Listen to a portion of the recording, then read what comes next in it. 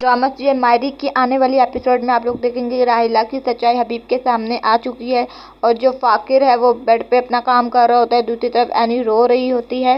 इस बार एनी फाकिर से कुछ नहीं कहेगी बल्कि अल्लाह मियाँ से दुआ मांगेगी। दूसरी तरफ इंस्पेक्टर अकरम राहिला को ब्लैकमेल करता है कि मुझे पैसे दो, नहीं तो मैं तुम्हारी सच्चाई हबीब के सामने ले आऊँगा कि किस तरह तुमने जमशेद के घर में डाका डलवाया।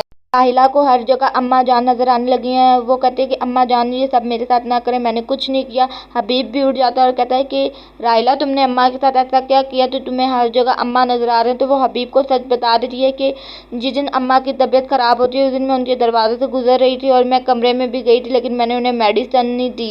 ये बातें सुन के हबीब को बहुत गुस्सा आता है, बहुत चीखता चिल्लाता है, तुमने मेरी माँ के साथ ये सब किया, तुमने मेरी माँ को मारा है, मैं तुम्हें छोड़ूंगा नहीं। यहाँ पे राहिला की सच्चाई हबीब के सामने आ गई है।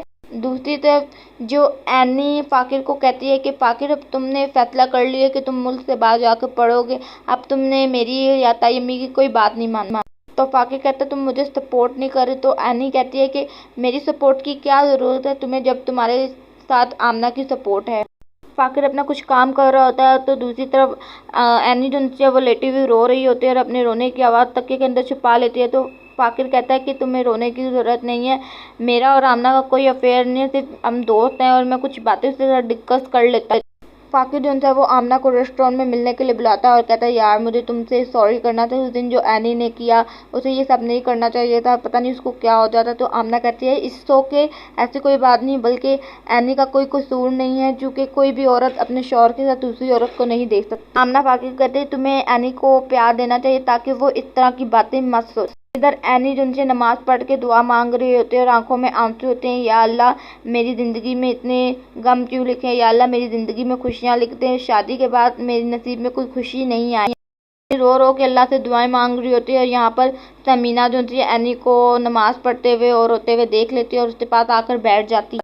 समीना बेगम एनी को कहती है कि ये सब हम लोगों ने नहीं करना चाहिए था, हमसे बहुत बड़ी गलती हुई, लेकिन हाँ जो चीज़ें गलत हुई हैं हम उन्हें सही करने की कोशिश करेंगे और मेरा तुमसे वादा है कि अब तुम्हें कोई प्रॉब्लम नहीं होगी।